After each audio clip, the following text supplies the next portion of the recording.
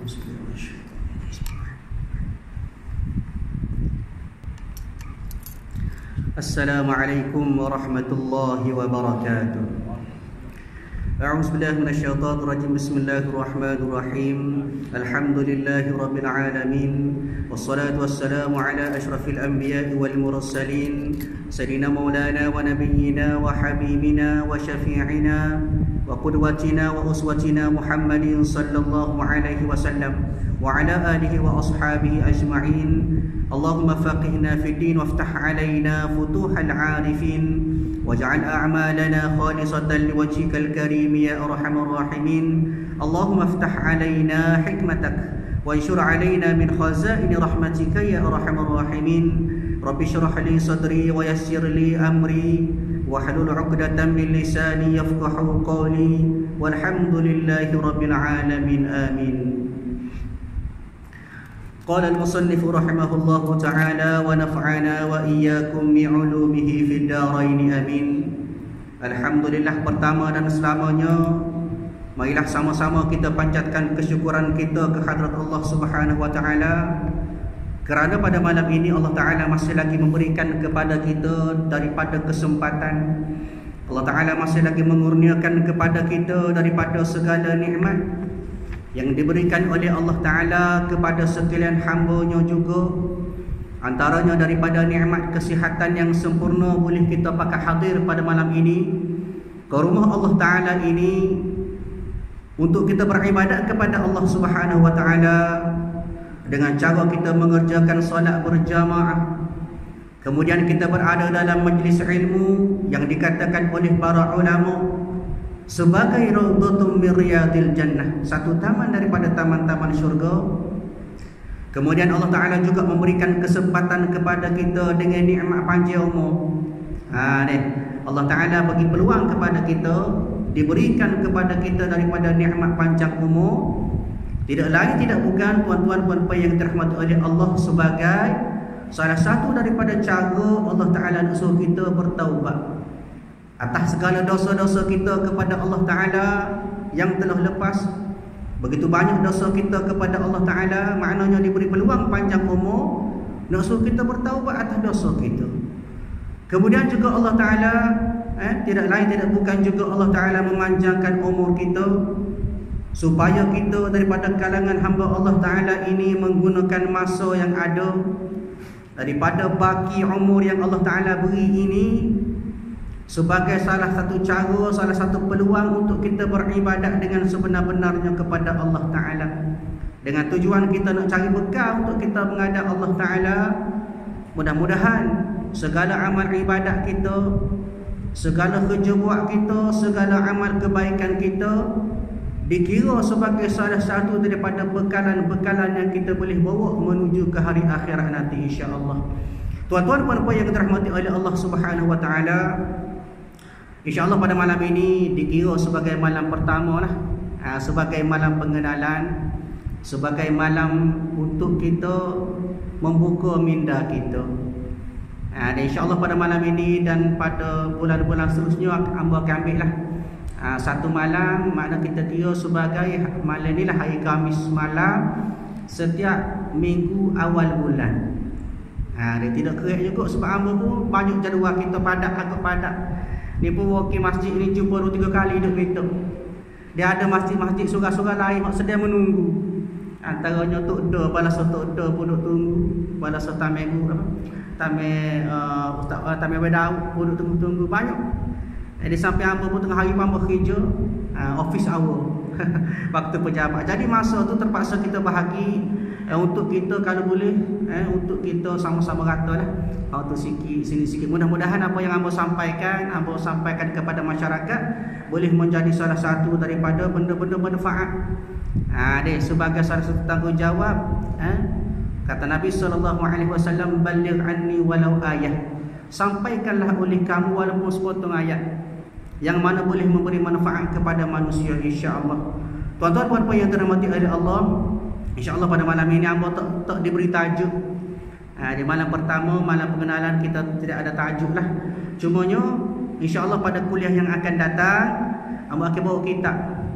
Kita akan baca kitab Kitabnya namanya Faridatul Faraid fi Ilmil Aqaid. Salah satu kitab mazhab Al-Asy'ariyah Al-Maturidiyah, membincangkan tentang apa yang dikatakan sebagai ilmu usuluddin ataupun ilmu tauhid ataupun ilmu uluhiyah. Ya berlaku tu. Kita nak bincang pak berkenaan dengan sifat yang dikatakan sebagai aqidatul khamsin, sifat 20 bagi Allah Taala.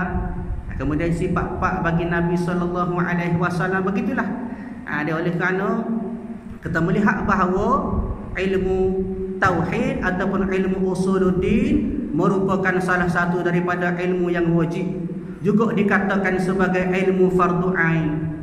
Fardu ain maknanya fardu, maknanya wajib, ain itu atas seseorang, atas kita bila kita bergelar mukallaf yang dipertanggungjawabkan sebagai khalifatullah atas muka bumi, maka wajib belajar antaranya ilmu usuluddin, ilmu ma'rifat, ilmu kenal Allah Ta'ala. Sebagaimana Allah Ta'ala sebut awaluddin ma'rifatullah. Maka hak tu kita akan bincang start pada kuliah yang akan datang. Pada malam ini ampun berkenalan dengan tuan-tuan puan-puan yang terhormati oleh Allah Ta'ala dengan salah satu tajuk orang tak berapa tak senang dengar. Bunyi tajuk ni pakat tak si belaka, pakat takut belaka. Apa dia tuan-tuan? Iaitu persiapan bagaimanakah kita nak menghadapi saat kematian.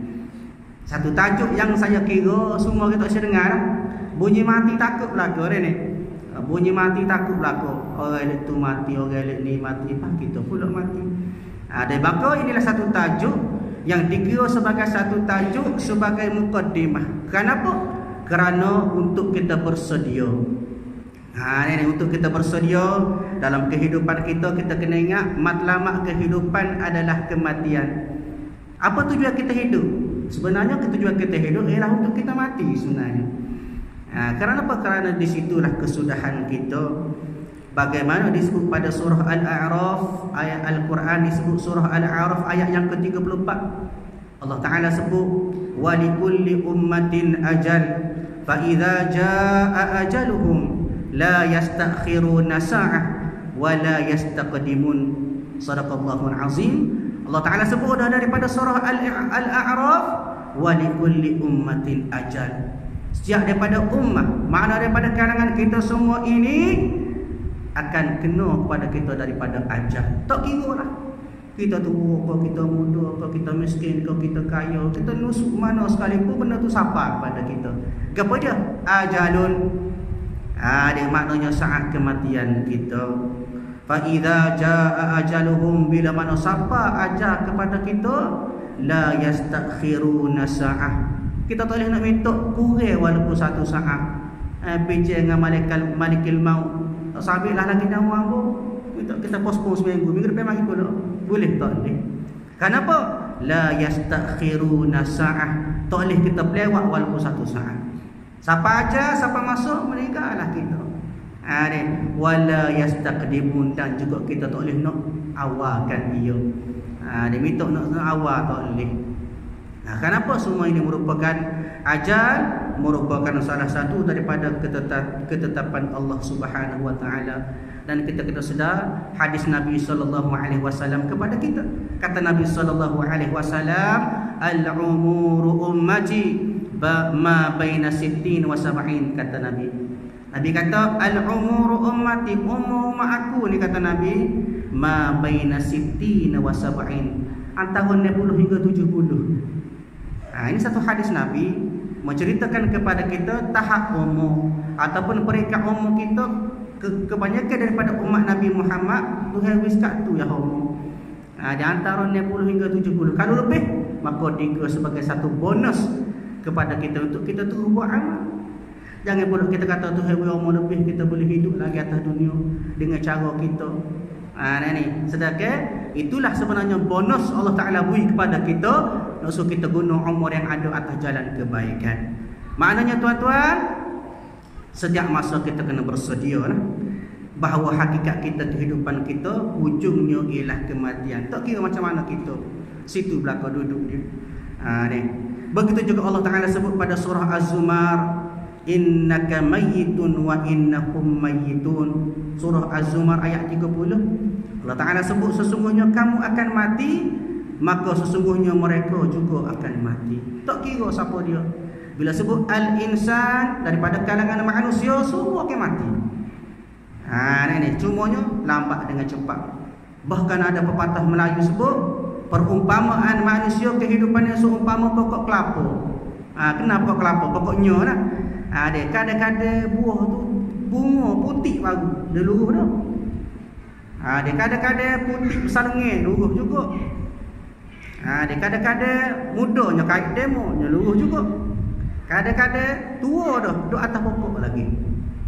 Itulah prinsip, antaranya prinsip yang dikatakan sebagai prinsip pepatah kehidupan manusia. Maknanya tak kira masa. Cuma kadang-kadang Allah menentukan dengan asbab yang berbeza. Kadang-kadang meninggal dengan sebab sakit jantung, kadang-kadang sebab keguguran dalam perut. Bayi lagi kecil lagi sudah meninggal dunia. Kadang-kadang belum berbasikal lajak. Contohnya ni. Maknanya asbab masing-masing. Tapi hakikatnya ialah bila mana sampai ajal, maka sampailah kematian kepada kita. Disebut juga surah Al-Anbiya ayat 35, Allah Ta'ala kata, kullu nafsin za'iqatul maut wa nabluukum bisyarri wal khairi fitnah wa ilaina turja'un. Ini kalimah ini, ayat ini biasa duduk di van jenazah. Ada kita berasa bi mayat dia tulis. Ni likulli nafsin ataupun kullu nafsin za'iqatul maut. Setiap yang hidup pasti akan merasai mati.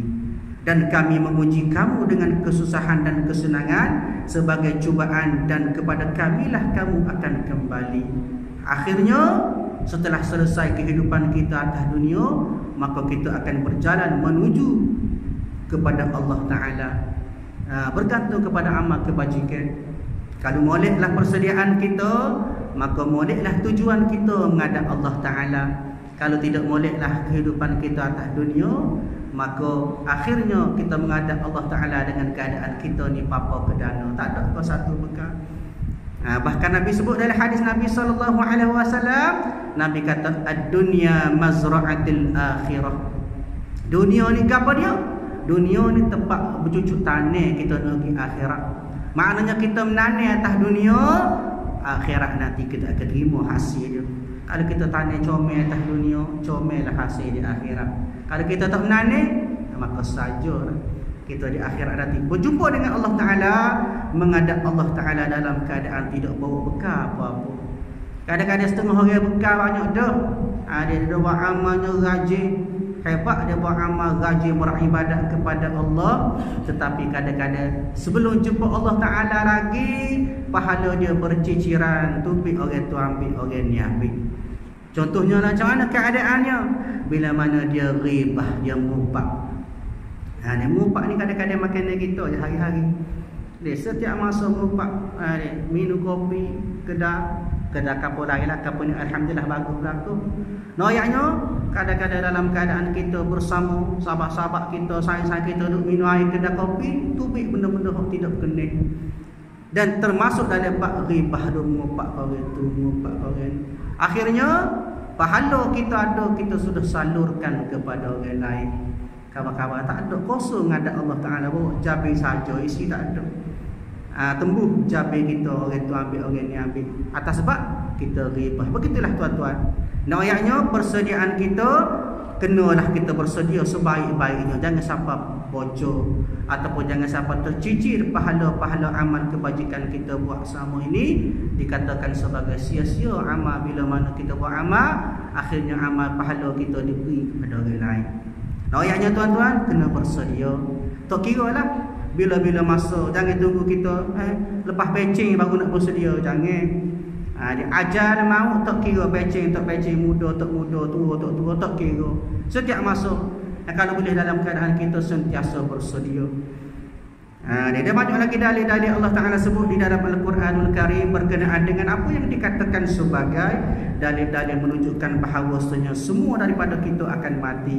Cumanya masa dan ketika itulah Allah Ta'ala menentukan kepada kita.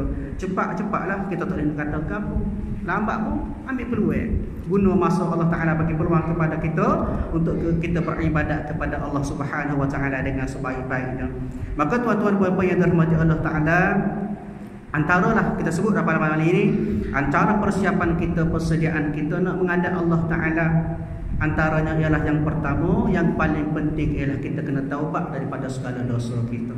Kita manusia tidak terlepas daripada dosa hakikat kita. Sebab itulah kita disebut oleh ulama al-imanu yazidu wa yanqus. Kadang-kadang iman kita dinaik, kadang-kadang iman kita dikurang.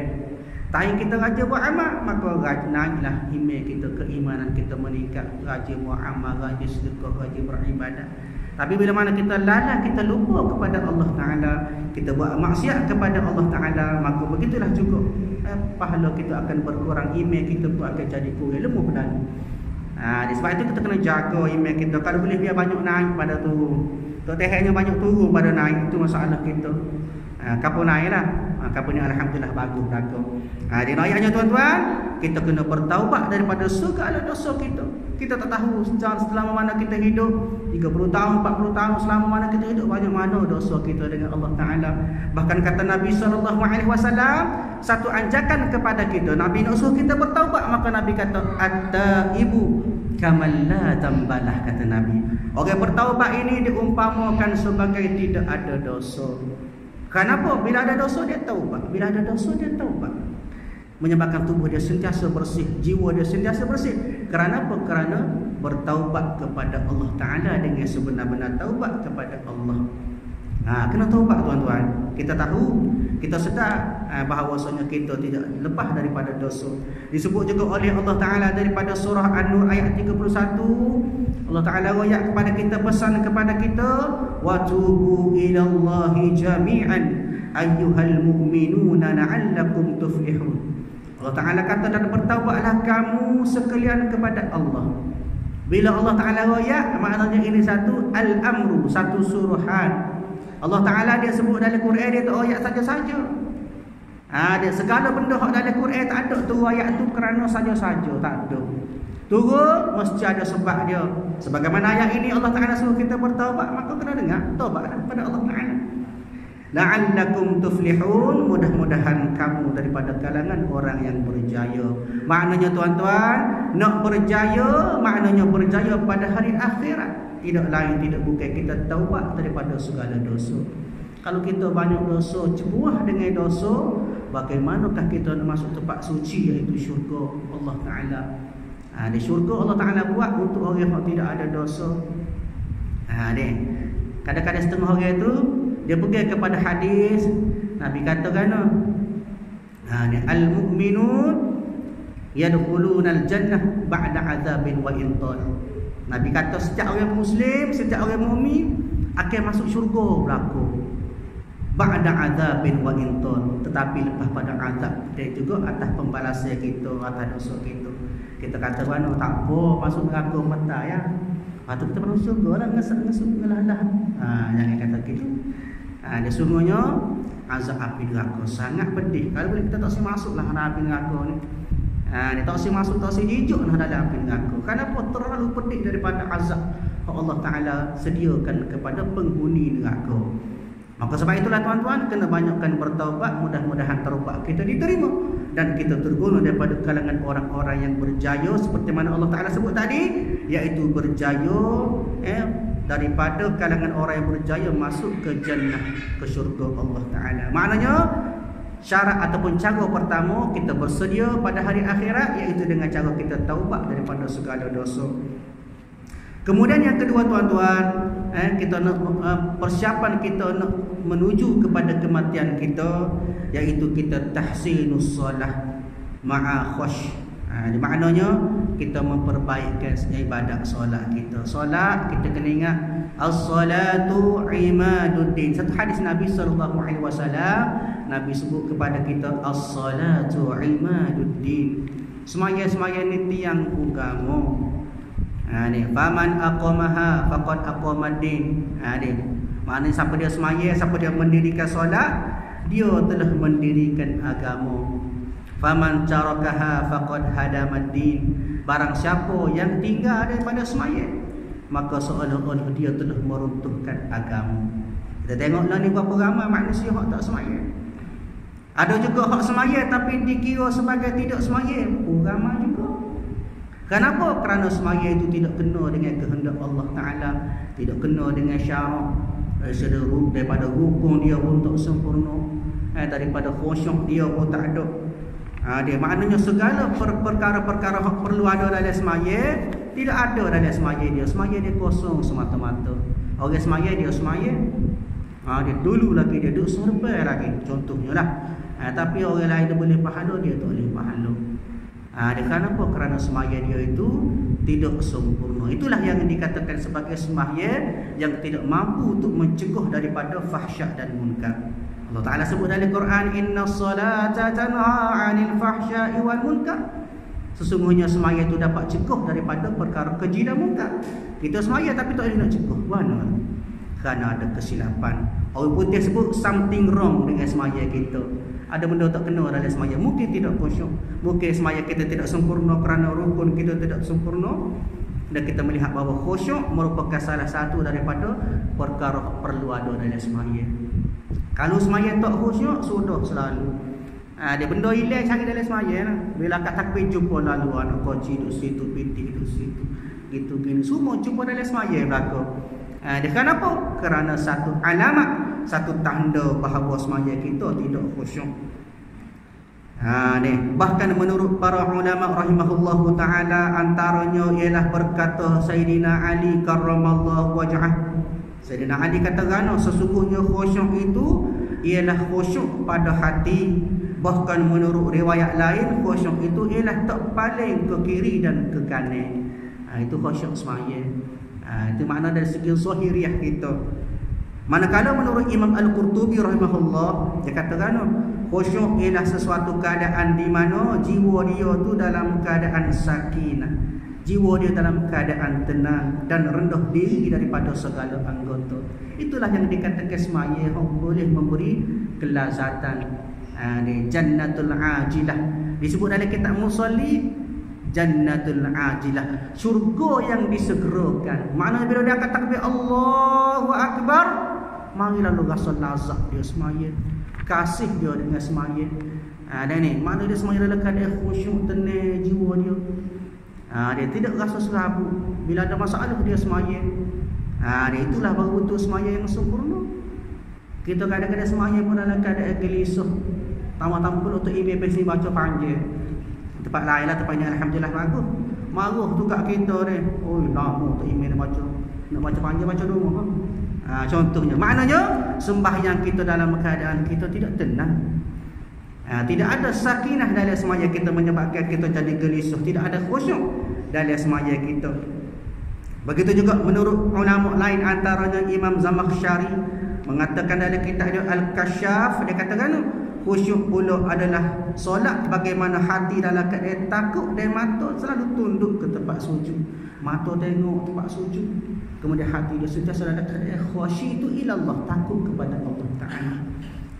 Bahkan kata ulama antaranya Hasan Basri rahimahullahu ta'ala, begitu juga Al-Imam Al-Ghazali rahimahullahu ta'ala, bila lepas sembahyang dia tutup muka dia. Assalamualaikum warahmatullahi wabarakatuh. Salam yang kedua tu dia tutup muka. Maka tiba-tiba anak murid dia tanya, kenapakah dia buat hal itu? Maka kata Imam Al-Ghazali dan juga Hasan Basri, dia kata dia takut sekiranya Allah Ta'ala ambil sembahyang tadi, lempar semula atas muka dia. Dia takut Allah Ta'ala tak terima sembahyang dia. Tu setara tu orang hebat, ahli sufi, ahli tasawuf, orang yang rapat dengan Allah Ta'ala. Kita rasa sedap sembahyang 2 rakaat rasa boleh masuk syurga dah. Allahu Rabbi. Ayatnya sembahyang kena ada kualiti. Dia sembahyang kada kualiti itulah yang boleh menyebabkan kita jadi jauh daripada perkara-perkara keji dan munkar. Ayatnya antaranya ialah dengan bagaimanakah cara kita jaga sembahyang kita memperelokkan sembahyang kita. Dan dengan sebab itulah terkadang ibadat kita yang lain diterima oleh Allah Ta'ala. Kerana apa? Kerana kata Kata hadis Nabi SAW, Nabi kata miftahul jannah as-salah. Satu hadis yang diriwayat daripada Imam At-Tirmizi rahimahullah, maka kata Nabi, kunci syurga itu ialah solat. Ada al-awalu ma yus'alu fi qabri. Satu-satunya ataupun perkara mula-mula Allah Taala soal dalam kubur ialah lagu mana semaya kita. Maknanya semaya itu ialah key of ibadah. Maknanya kunci kepada segala ibadah lain terletak pada solat. Jaga semaya kita betul dari segi baca dia, rukun biar betul, rokok biar sempurna, baca Al-Fatihah sebagainya. Itulah rukun qauli, rukun fa'ili. Semua tu kena biar betul, barulah hati kita jadi molek, comel kita nak menghadap Allah Taala. Dan begitu juga tuan-tuan puan-puan yang dirahmati oleh Allah, antaranya cara ataupun perkara ataupun yang perlu menjadi persediaan kita nak menghadap Allah Taala ialah kita kena banyakkan ibadat kita. Ibadat wajib tertentu dah kena buat, ibadat sunat pun kena buat juga jarang-jarang. Kalau boleh sama-sama lagi bagus. Dia maknanya kita buat amal. Kerana kata ulama, ibadat sunat ialah nafalun fil wajibat ataupun nafalun anil wajibat, penampung ataupun bahagia tutup segala kelemahan-kelemahan kekurangan pada ibadat wajib. Kadang-kadang semaya kita tak sempurna, kita ganti dengan pahala ibadat sunat kita. Banyakkan ibadat sunat kita, semaya sunat dan sebagainya. Bahkan hadis Nabi juga sebut, satu hadis riwayat daripada Muslim, kata Nabi, man shalla 12 raka'atan fi yaum wa lailah bunya lahu bihinna baitun fil jannah. Kata Nabi, barang siapa hak semaya sunat 12 rakaat siang dan malam, maka kata Nabi akan dibina baginya dengan sebab solat itu satu rumah dalam syurga. Di maknanya ibadat kita hak wajib tu tentu dah, sunat pun kena buat juga sebagai kita nak menyempurnakan kehidupan kita sebagai muslim yang berperibadi, rajin buat amal ibadat termasuk ibadat sunat. Begitu juga kena banyakkan sedekah jariah. Banyakkan bagi sumbangan infak kita kepada masjid ke sebagainya, kepada orang yang memerlukan bantuan kita, banyakkan infak. Bahkan kata Nabi SAW, an Abi Hurairah radhiyallahu anhu anna Rasulullah sallallahu alaihi wasallam qala idza mata ibnu adam in qata'a amaluhu illa min thalathin sadaqatin jariyah aw ilmu yuntafi'u bih aw waladun salih yad'u lah. Kata Nabi, bila mana kita mati, bila mana kita meninggal dunia daripada kalangan anak Adam, maka putus segala amal kecuali illa min salasin, daripada 3 benda hak tak putus. Gapo dia? Yang pertama sedekah jariah. Kita sedekah duit ke orang ataupun kita sedekah apa-apa, sedekah Quran sebagai contoh, kita beli Quran, kita pun sedekah tak di masjid, maka orang baca. Kita sudah pun meninggal dunia, maka pada ketika itu pahala orang mengaji, orang yang mengaji Quran yang kita beli itu, kita wakaf, kita sedekah itu sampai kepada kita. Begitulah juga benda-benda lain. Bila mana sedekah itu memberi manfaat kepada orang, maka boleh pahala kepada kita walaupun kita sudah meninggal dunia. Begitu juga ilmu yuntafi'u bih, ilmu yang memberi manfaat. Contohnya kita mengajar ngaji kok. Kita mengajar anak isteri kita sekalipun. Kita mengajar, maka boleh pahala kepada dia. Bukan setakat dia reti buat amal ibadat, maka pahala dia buat amal ibadat tersebut pun sampai kepada kita. Kita ajar orang baca Fatihah, bismillahirrahmanirrahim sampai akhir surah Al-Fatihah, maka orang itu pun pandai. Dia baca dalam semaya dia, maka kita boleh pahala. Begitu juga tak kira lah daripada segala ilmu yang bermanfaat. Jangan ilmu yang tak bermanfaat. Kita ajar orang merokok, ajar orang curi, kita boleh juga. Hak tu bagi juga. Tidak pahala kebaikan saja. Kita kena ingat. Baik. Dan yang ketiga, awwaladun salih yad'u lah. Yang ketiga, amalan yang tidak putus walaupun kita meninggal dunia ialah anak yang soleh yang mendoakan kepadanya. Sebab itulah tuan-tuan, anak-anak kita kena ajar bagi didikan agama yang sempurna. Sekurang-kurang dia boleh baca doa kepada kita bila kita mati. Bahkan kata ulama, kalau terpandang juga ulama daripada muhaddis ini menyebut bahawa au biwasitati ghairihi. Kalau anak soleh terpandang, maka kena pakai wasitah ataupun wasilah, pakai perantaraan. Panggil tu ustaz, panggil orang-orang alim mari ngati rumah kita, baca Quran komok kita. Itu dipanggil wasilah. Kita wakil. Minta tolong tu imam. Buat tahlil ke ayah kita. Boleh pahala siapa ke tak? Siapa? Kenapa? Atas alasan waladun soleh yad'una. Maka begitulah daripada segala amal kebajikan yang mana kita memberi manfaat kepada orang, kemudian kita infak, kemudian daripada anak-anak kita yang mendoakan kepada kita, pahala siapa kepada kita, insya-Allah.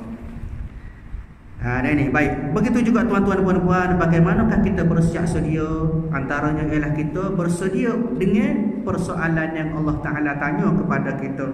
Antaranya Nabi sebut daripada satu hadis, Nabi kata qala Rasulullah sallallahu alaihi wasallam, la tazulu qadaman 'abda yaumal qiyamah hatta yus'alu an arba'. Sesungguhnya tidak akan berganjuk dua tapak kaki seorang hamba Allah. Maknanya tidak akan gerak dua tapak kaki kita pada hari kiamat. Bila? Sehinggalah ditanyakan kepadanya dengan 4 perkara, 4 soalan. Maknanya selagi tak selesai 4 soalan ni tak ada gerak kita duduk setempat tu ya kita. Apa dia? Yang pertama, an umrihi fima afnahu. Apa dia? Tentang umur dia, apakah yang telah dia habiskan. Tuhan tanya kita lagu mana ke umur muda mu, setara mana kita. Ni, setara mana kita guna umur kita. Yang kedua, wa an syababihi fima ablahu. Tentang waktu muda dan apakah yang telah digunakannya. Tadi beri kat umur tu, saya tanya umur mu gapo dengan umur tu hewi. 60 tahun tu hewi mu hidup, gapo dia mu guna, gapo dia manfaat mu atas diri dan juga atas agama di atas orang lain. Begitulah. Begitu juga Allah Taala tanya lagu waktu muda mu lagu mana, setara mu muda lagu mana, umur amal ibadatmu kepada Allah Taala. Yang ketiga, wa an malihi min abnaktasabu wa fima anfaq, iaitu tentang harta, lagu manakah diusahakan dan pada apakah tempat itu dibelanjakan. Kalau duit kita ada, kita infak atas jalan Allah, maka kita boleh jawab dengan baik, alhamdulillah. Duit kita ada, kita sedekah atas jalan fi sabilillah, kita sedekah, kita infak dan sebagainya, maka kita boleh jawab depan Allah Taala dengan baik. Kalau harta kita ada, kita guna tu atas keperluan kita semata-mata tu hawa nafsu, maka pada masa ketika itulah kita berasa malu nak jawab dengan Allah Taala. Dan yang terakhir soalan yang keempat, Allah Taala akan tanya wa an ilmihi madza amila fihi, dan tentang ilmunya, pada apakah yang telah dia amalkan. Boleh ilmu, maka kena royak, kena sapa kepada orang lain, terutama kepada anak-anak isteri kita dan daripada segala siapa-siapa yang menjadi tanggungan kita. Hadis Nabi sallallahu alaihi wasallam, Nabi sebut kepada kita, kullukum mas'ulun wa kullukum mas'ulun an ra'iyatih. Setiap daripada kamu adalah pemimpin, terutama lelaki lah. Orang lelaki adalah pemimpin. Pemimpin kepada siapa? Kepada keluarga dia. Tok Mulu pemimpin, Tok Kawa pemimpin, Menteri Besar pemimpin, Perdana Menteri pemimpin, semua itu pemimpin. Yus'alu, dan mereka juga akan disoal atas apa yang dia pimpin. Kalau kita tu tanya lagu mana anak isteri mu jaga ke tak, mu beri infak ke tak, mu beri nafkah ke tak, mu ajar ke tak, tarbiyah ke tak anak isteri mu, tutur aurat dan sebagainya, atau benda-benda wajib mu suruh ke tak. Akan ditanya belakang. Maka itulah yang dikatakan daripada 4 perkara, 4 benda Allah Ta'ala soal kepada kita sebelum kita boleh menuju ke tempat sama ada masuk syurga ataupun diterima azab pada api neraka dan lain-lain tujuan kita lagi. Maka selesai 4 soalan tadi, barulah kita boleh bergerak ke checkpoint dan tempat-tempat seterusnya. Tuan-tuan puan-puan yang dirahmati oleh Allah Ta'ala, begitu juga kita kena ajak manusia ke arah kebaikan. Itu antara persiapan kita nak menghadap Allah Ta'ala. Kemudian juga yang penting kita jaga keluarga kita. Allah Ta'ala sebut qu anfusakum ya ayyuhalladzina amanu qu anfusakum wa ahlikum nara. Wahai orang-orang yang beriman, mujaga daripada kalangan ahli keluarga kamu daripada api neraka. Jaga tu ke mana? Kita ajar betul-betul. Allah Ta'ala kata wajib, kita kena wajib benda ni wajib. Lagu mana hukum, segala-gala hukum berkaitan, kita kena ajar lagu. Ya anak isteri kita daripada tanggungan kita semua faham berkenaan dengan agama. Esok-esok kita masuk syurga boleh masuk bersama-sama anak isteri kita. Ni dok kita pergi, anak isteri kita duk tinggal dalam api neraka. Bahkan anak isteri kita duk heret kita. Jangan masuk syurga lagi, tak selesai lagi. Mu tak ajar dulu masa mu hidup, tak ajar anak isteri mu ibadat-ibadat wajib dan sebagainya. Sebab itulah tuan-tuan, kena ambil cakna, pakat-pakat jaga diri sendiri, anak isteri, dan daripada kalangan-kalangan yang dikatakan sebagai tanggungan kita. Mudah-mudahan kita semua termasuk daripada kalangan orang-orang yang bersedia nak menghadap Allah Subhanahu Wa Taala.